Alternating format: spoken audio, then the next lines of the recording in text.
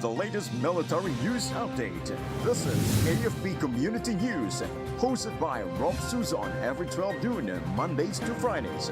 Only here on DWDD Armed Forces Radio. One AFP for a stronger Philippines.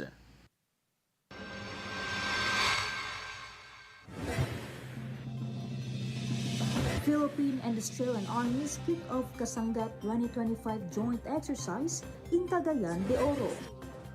11ID deploys 45 new second lieutenants to frontline units. 52 party list groups to get house seats. DepEd welcomes additional 1,000 pesos honoraria for teachers.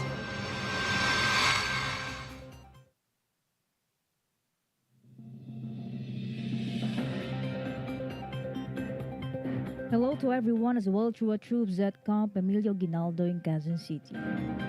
Today is Tuesday, May 20, and we will bring you the latest news from the armed forces and other information around the Philippines. I am Rofh Suzon-Abay for AFP Community News. DWDD Armed Forces News. For the brief overview of our stories, the Philippine Army and Australian Army officially opened the Philippine-Australian Army to Army Exercise Kasangat 2025-01 at Camp Evangelista, Cagayan de Oro City yesterday. 4th Infantry Division Commander Major General Mitchell Anayron Jr. and Australian Army leaders Major Lachan Nuham and Brendan Senox led the ceremony, which marked the start of over a month-long joint training. A total of 230 troops from both nations will train together in Bukidnon until June 24, focusing on urban combat, jungle warfare, long-range marksmanship, casualty care, and other vital military skills. The exercise aims to boost interoperability, strengthen bilateral ties, and prepare both forces for regional threats and disaster response operations. DWDD Armed Forces News. The 11th Infantry Akdan Division deployed 45 newly assigned second lieutenants to its operational units during a send-off ceremony at its headquarters in Holosulu. These juniors officers will serve as platoon leaders and reinforce the Philippine Army's commitment in strengthening operations in Western Mindanao. 11ID Commander Major General Leonardo Peña urged the officers to lead with discipline and dedication. The new officers pledged to serve with integrity and purpose, ready to contribute to peace and development efforts in Sulu and Basilan. Armed Forces Radio. From NOLCOM, let us hear some information from Joanne about NOLCOM project's maritime presence at Philippine Rise. The Northern Luzon Command Armed Forces of the Philippines led the ceremonial raising of the Philippine flag over Philippine Rise to reinforce the country's sovereign rights over the undersea feature located in the Philippine Sea. The activity was conducted aboard BRP Emilio Jacinto by the Northern Luzon Naval Command under NOLCOM's operational control. Two FA-50 fighter jets from the Philippine Air Force 5th Fighter Wing flew overhead during the ceremony on 18 May 2025, signaling air and maritime cooperation in defense of national interests. The event formed part of the 8th commemoration of the official renaming of Benham Rise to Philippine Rise. The Philippine government declared the feature as Talampas ng Pilipinas in 2017 through Executive Order No. 25. The site covers 13 million hectares of seabed east of Luzon and falls within the country's extended continental shelf as recognized under the United Nations Convention on the Law of the Sea. The operations began on 16 May with a formal send-off of BRP Jacinto from Soltec Pier in San Fernando, La Union. The event was attended by senior military leaders and maritime stakeholders representing the country's unified approach to protecting its maritime domains. NOLCOM, as a jointly engaged sustainment, maintain, and readiness trained force, continues to conduct maritime patrols, surveillance operations, and interagency coordination to deter illegal activities and secure strategic waters of northern and eastern Luzon. The ceremony served as a concrete demonstration of the Philippines' position in exercising jurisdiction over its maritime entitlements. Through operations like this, NOLCOM contributes to the defense of national territory and the promotion of stability in the region. This is John Sagak reporting for AFP Community News, one AFP for stronger Philippines. Thank you, Juan from Nolcom. DWDD Armed Forces News. The Philippine Army announced that its ongoing modernization efforts and joint training exercises aim to enhance its ability to counter armed drones and emerging threats. Army spokesperson Colonel Luis de Maala said the initiative is part of the Army's plan to remain responsive and cross-domain capable amid evolving security challenges. He noted that drone warfare, highlighted in recent global conflicts, is a key focus in subject matter expert exchanges during bilateral and multilateral exercises with allied forces. He withheld specific equipment details for security reasons, but assured that training and modernization continue to prepare the Army for modern threats. DWDD Armed Forces News. Troops of the 61st Infantry Battalion seized the Communist terrorist group armed cache in Sitio Mapa, Barangay Culiat, Valderrama, Antique. The troops recovered 5 high-powered firearms, a homemade shotgun, anti-personnel mines, ammunition, and an NDF flag during combat operations. The cache's location was revealed by alias Boy Negro, a former rebel who surrendered to the unit last April. Major General Michael Samson, the commander of the 3rd Infantry Division, praised the 61st IB for its efforts in weakening the KR Panay. Armed Forces Radio. More updates from Gina. 11 ID partners equip former conflict zones in Sulu with farming tools. Yes, Rofh, the 11th Infantry Alakdan Division and key partners awarded agricultural tools to 10 barangays under the Balik Barangay program at Sulu State College's School of Agriculture. In partnership with Commission on Higher Education, the initiative supports former conflict-affected communities in Patikul by promoting sustainable farming. 11th ID Assistant Division Commander Brigadier General Christopher Tampus said the effort plants hope and advances peace. The multi-sectoral collaboration empowers reintegration and development in Sulu. This is Gina reporting for AFP Community News, 1 AFP for Stronger Philippines. Thank you, Gina. DWDD Armed Forces News. The Armed Forces of the Philippines inaugurated the Bagong Bayaning Mandirigma Casualty Care Center or BBMCCC in Quezon City to provide world-class medical care for wounded troops. The facility, located at the AFP Medical Center, can serve up to 405 patients monthly and features a trauma unit, minor operating room, and dedicated wards. It was made possible through a public-private partnership involving One Meralco Foundation, Congressional Spouses Foundation Incorporated, PLD Smart Foundation, and Metro Pacific Investments Foundation. AFP officials and private sector leaders hailed the project as a milestone in strengthening the support for injured service members.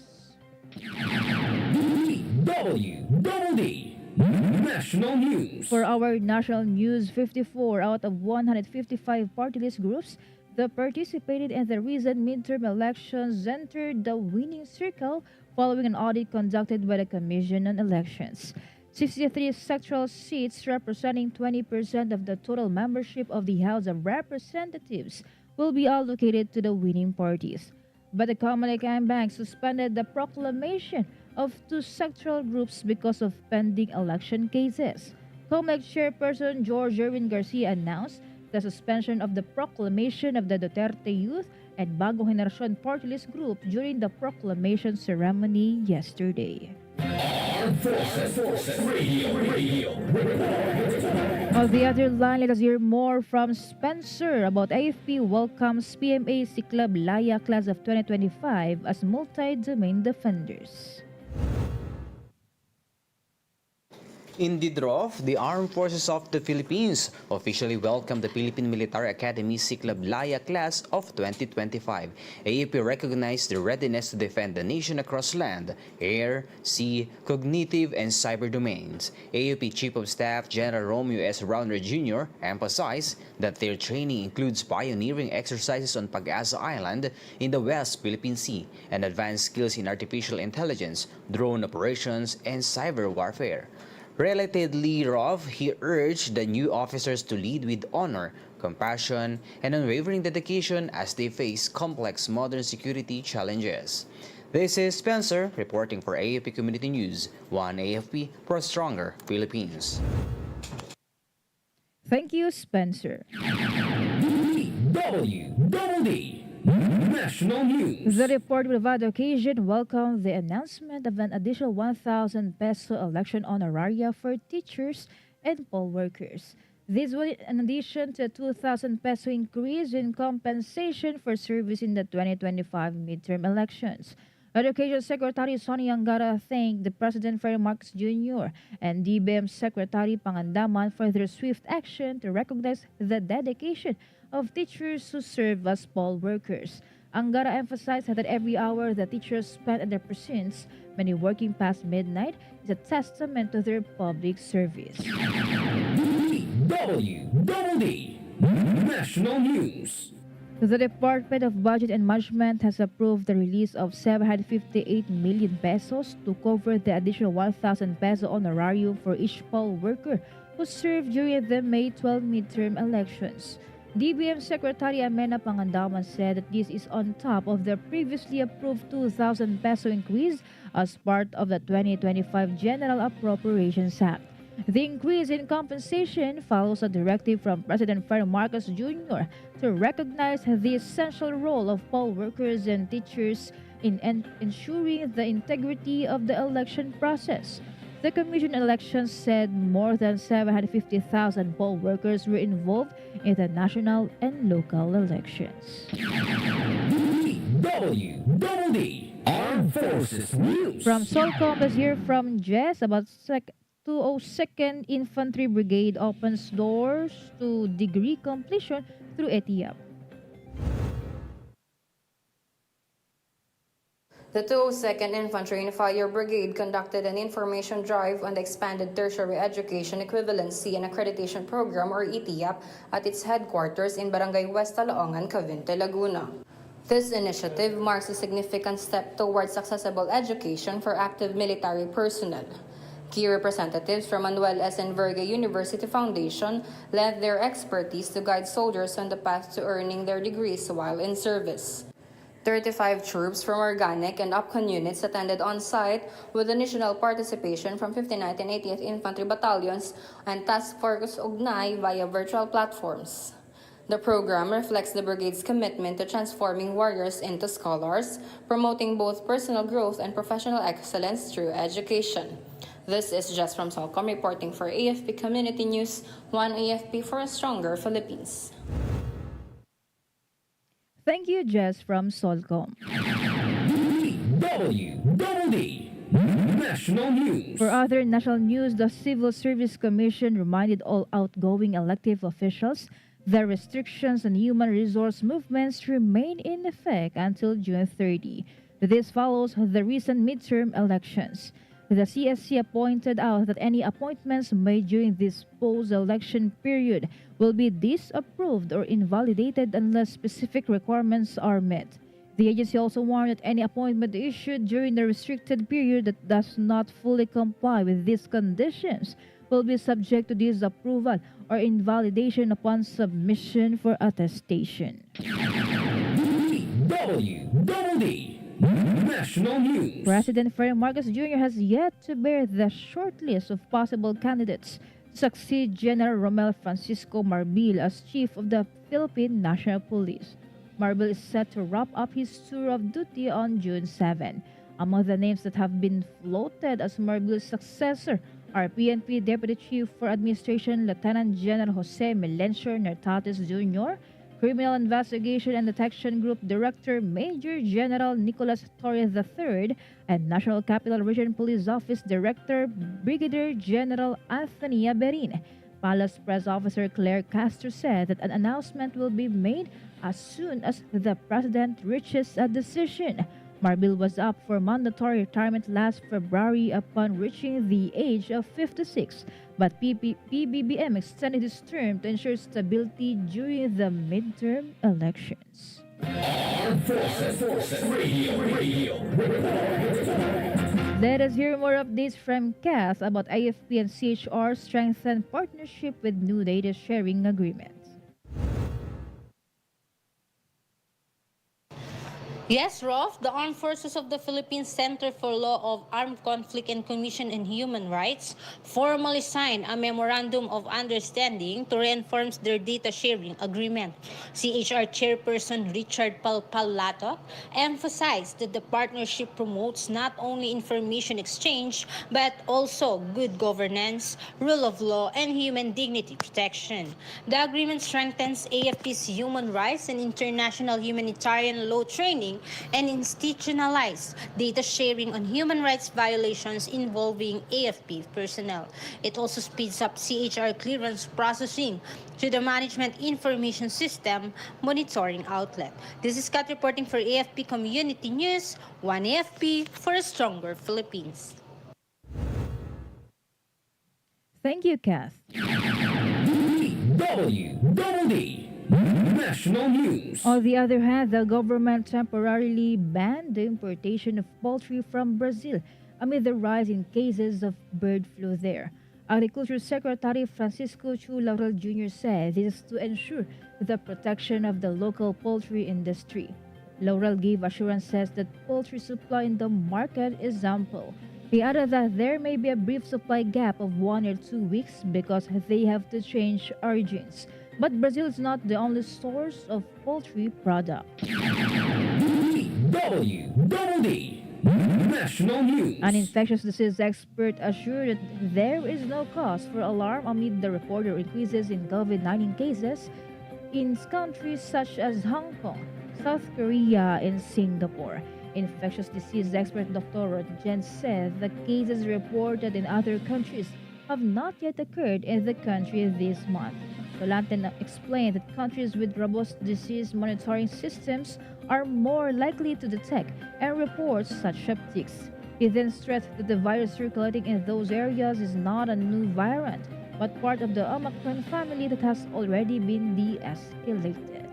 Armed Forces Radio. From our report on the ground, let us hear the report of CJ about PBBM hails PMAC Club Laya as first batch trained in West Philippines. President Ferdinand Marcos Jr. lauded the Philippine Military Academy Siklab Laya class of 2025 as the first batch of cadets trained on Pag-asa Island in the West Philippine Sea. During their graduation rites, he highlighted the significance of their experience in asserting Philippine sovereignty and preparing for evolving threats. He emphasized that modern warfare now includes cyber defense, environmental protection, and humanitarian efforts. Moreover, PBBM called on the graduates to lead with mental sharpness, compassion, and love for the country. This is CJ reporting for AFP Community News, one AFP for a stronger Philippines.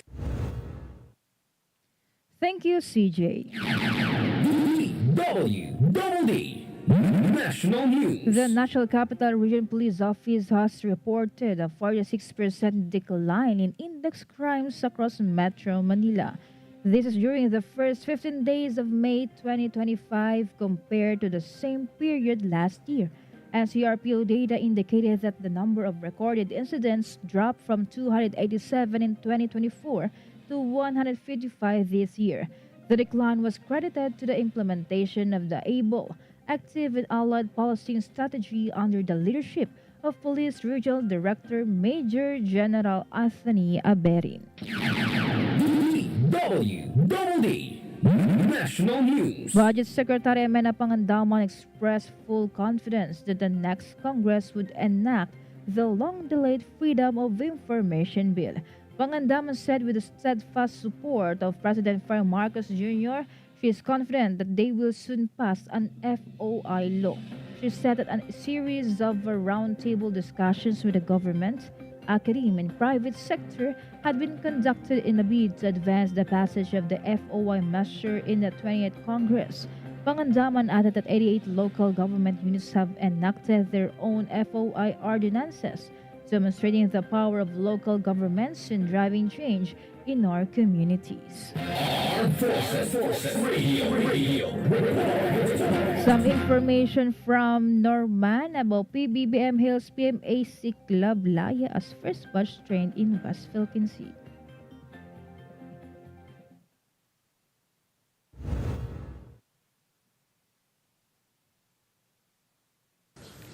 President Ferdinand Marcos Jr.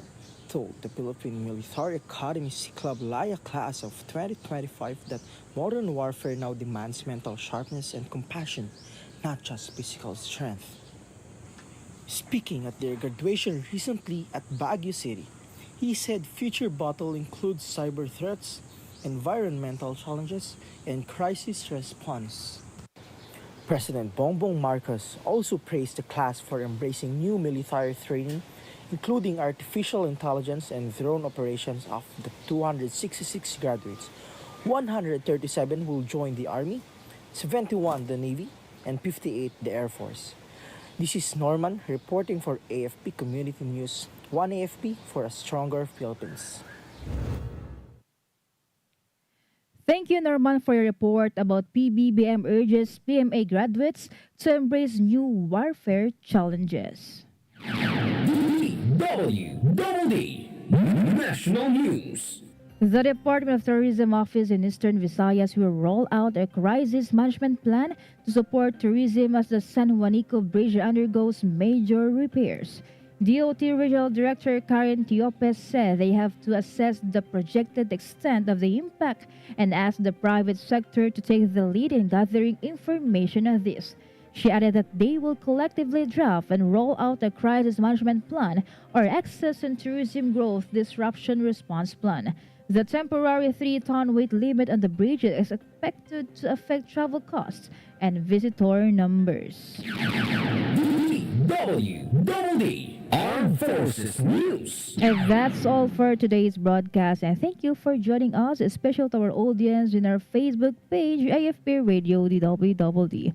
Don't forget to tune in tomorrow for more updates, same time and same station. Once again, this is Rofh Suzon-Abay for AFP Community News, one AFP for a stronger Philippines. Behold the latest military news update. This is AFP Community News, hosted by Rofh Suzon every 12 noon, Mondays to Fridays. Only here on DWDD Armed Forces Radio. One AFP for a stronger Philippines. Ito ang DWDD 1134 kHz AM. Balita, impormasyon at musika. Ito ang DWDD AFP Radio. Boses ng Kawal Pilipino. Kayo ay nakatutok sa DWDD AFP Radio. Kami po ay kasapi ng KBP, Kapisanan ng mga Broadcaster ng Pilipinas.